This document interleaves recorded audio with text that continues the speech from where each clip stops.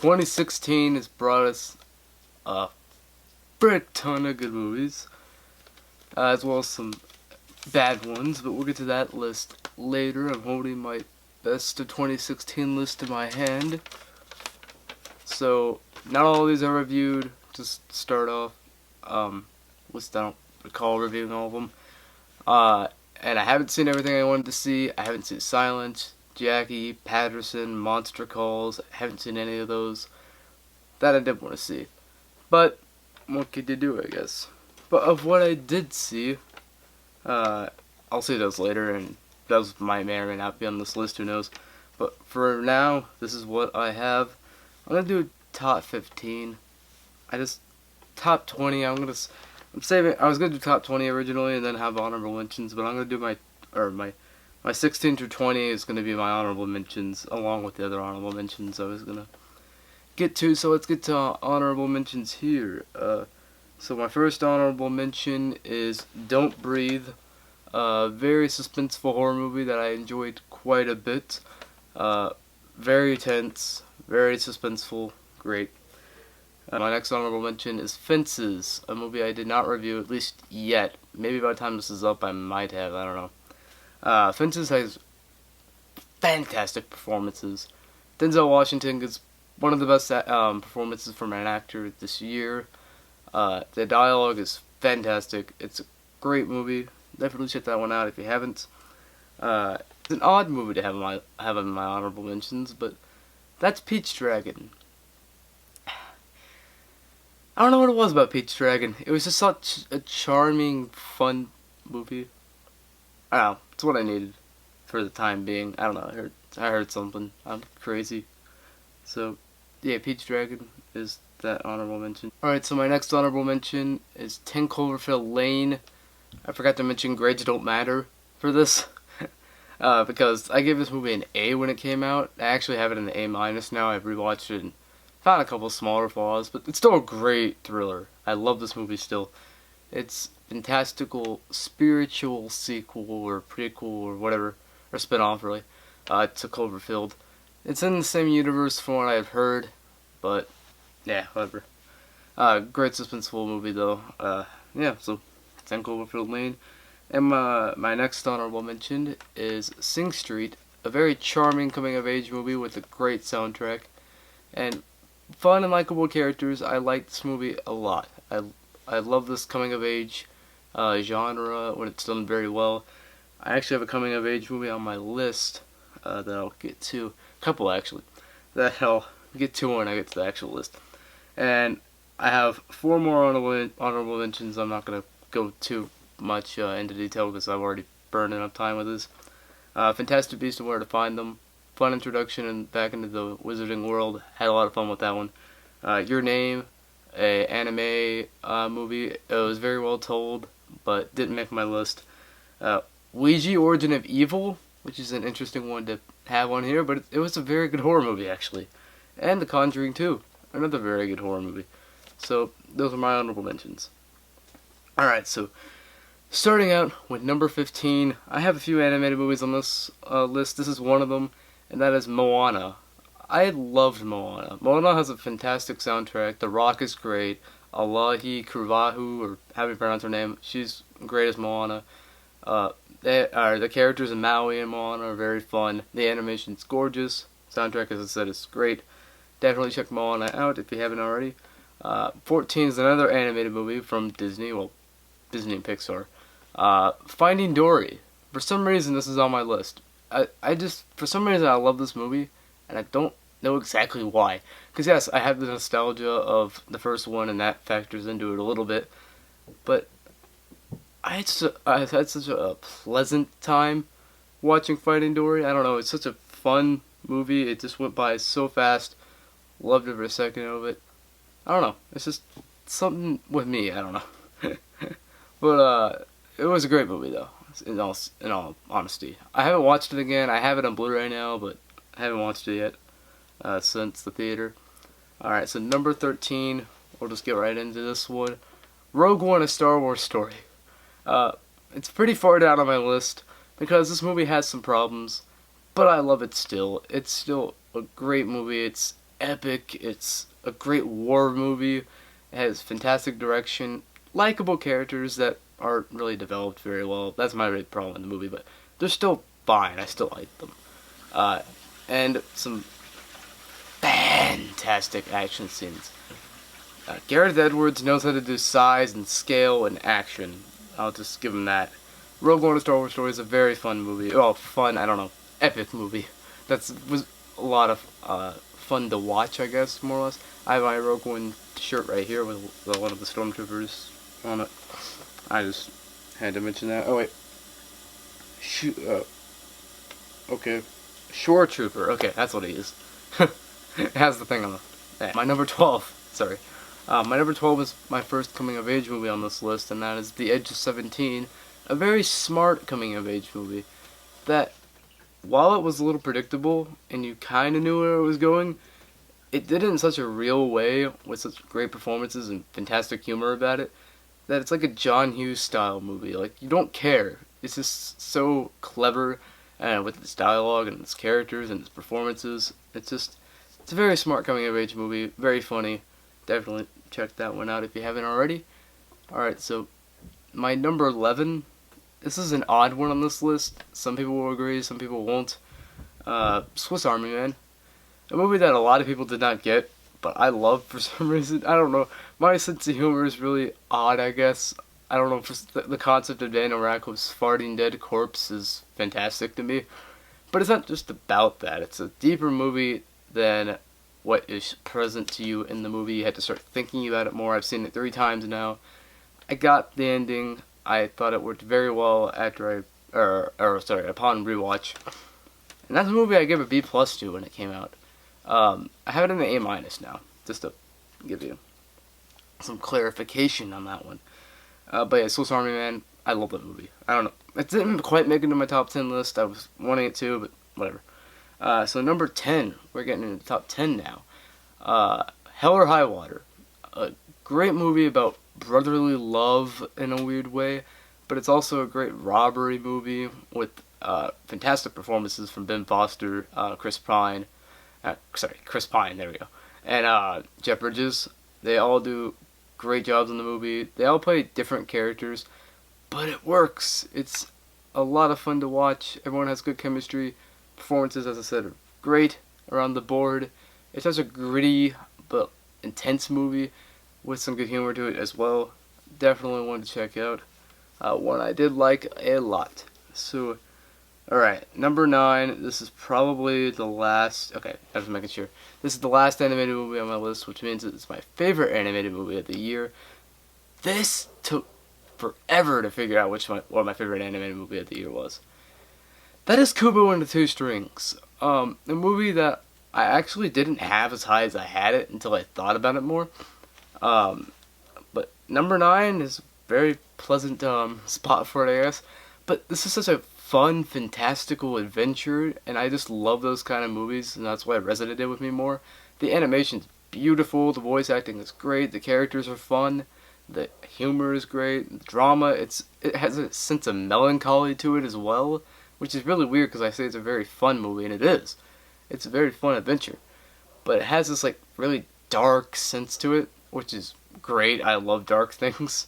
So, Kubo and the Two Strings, you did it. You're my favorite animated movie of the year. I love that one. Alright, so number 8 is one of the smarter comedies of the year, and that is Deadpool. Keep in mind, I call this a comedy. It's a superhero movie. I realize this. But it's a comedy. It's so funny. I've seen Deadpool about 11, 12 times now. It's the most rewatchable movie on my list. Why is it not higher then? Because I had a bigger impact with the rest of these movies on this list more than I did with Deadpool. But I love Deadpool. Deadpool's such a fun, smart movie that knows exactly what it is. It plays it up. It does the character justice. Ryan Reynolds is perfect as the character. Deadpool is awesome. And it didn't shy away from that R rating. Something I do appreciate. Alright, so number 7. Probably, the funniest movie I've seen this year. Deadpool. I laughed more in this than I did in Deadpool, but Deadpool's still great. It was hard to put these in a ranked list. But yeah, this year was hard. But The Nice Guy, sorry, getting a little off track there, but The Nice Guys is number 7. Such a, once again, a very well written, smart, fun movie with great chemistry from Gosling and Crowe. They're perfect together in this movie. Their chemistry is so good. The writing is electric. I love the dialogue in this movie. It's so funny. The direction from Shane Black is great. The daughter character in this movie is awesome. Usually child actors annoy me, but I liked her a lot. She's going to be in the new Spider-Man, too, so that's cool. Angourie Rice, I think is how you pronounce her name. I just wanted to make sure I got that. Yeah, I think that's right. But yeah, The Nice Guys, such a smart movie. I love it. I watched it 4 times now, probably. It's great. The ironic part is my 1 through 5, I haven't even watched more than once because I've only gotten to see them once, but we'll get to those in a minute. Number 6. This is a movie I'm surprised how low it is on my list, because I thought it'd be higher at the beginning of the year. I saw this back in April, yeah, and that was Captain America Civil War. A movie that was on my number 1 for quite a while. I'm looking at the rest of the movies on this list. Oh yeah, it was my number 1 till friggin' like November. Not gonna spoil that one.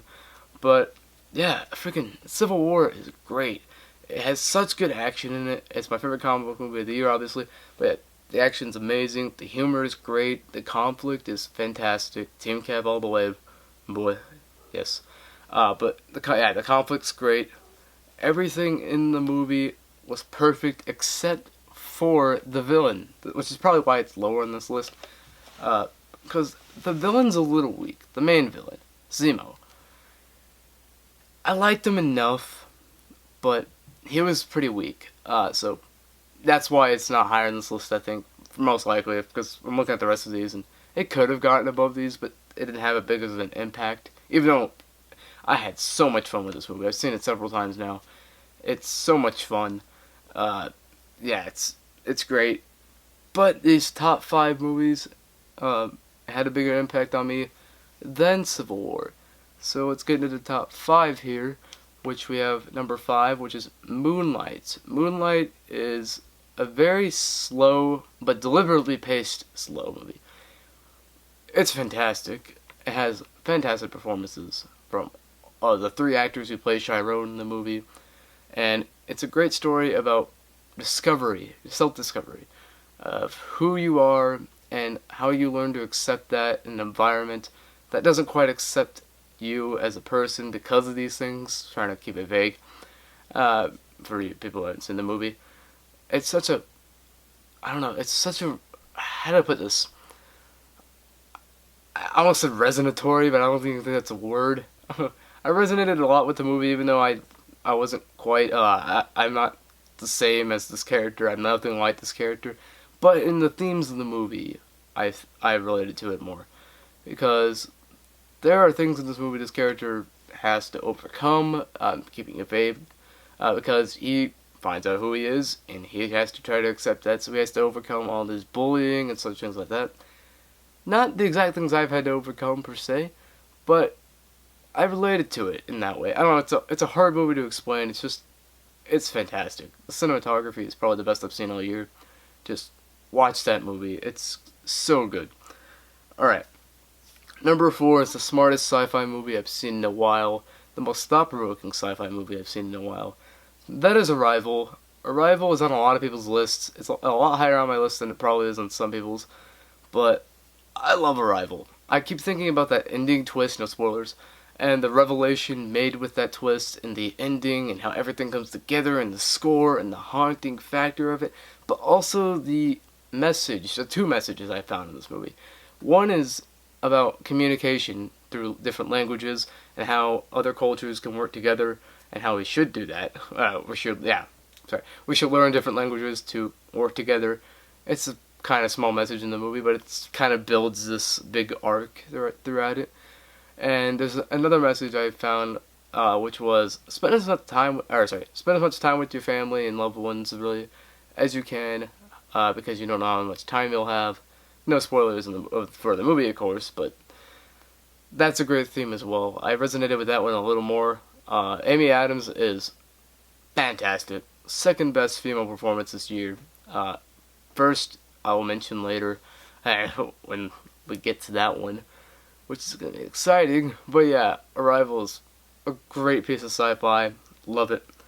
So yeah, definitely check that one out. If you haven't already. I'm tired of saying the same thing, but these are all such good movies. Alright, number 3 is a movie I actually just saw today.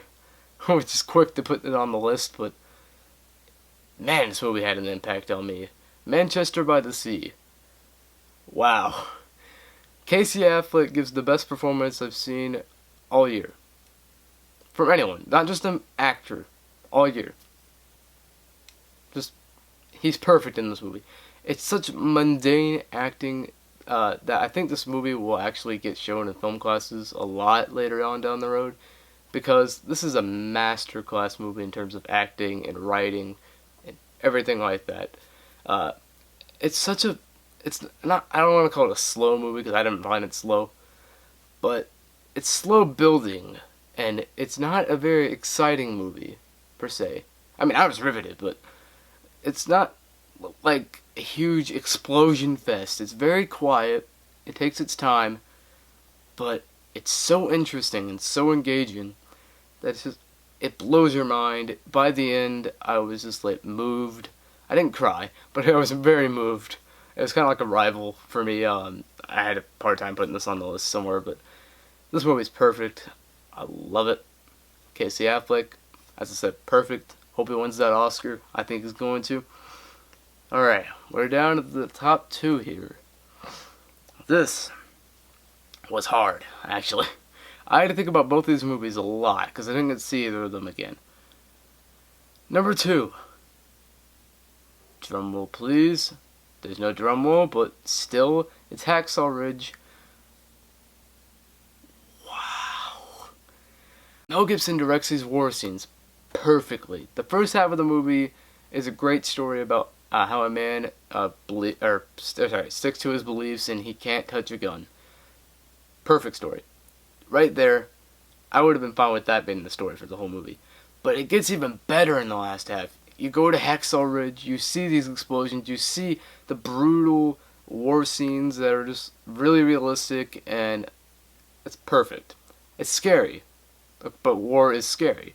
And Mel Gibson portrays that perfectly. He doesn't shy away from it. He shows it, and it sticks. And I still remember those scenes after seeing it like a month and a half ago. Keep in mind, I see like 50 movies a month, roughly on average. So, having this still be in my mind is... okay. Number 1. This is a movie I've thought about a lot. It's been hard to rank these movies, trust me. It's hard. It's really hard. I still haven't seen everything I need to see, but I have found my favorite movie of the year. And those of you who know me already know what it is.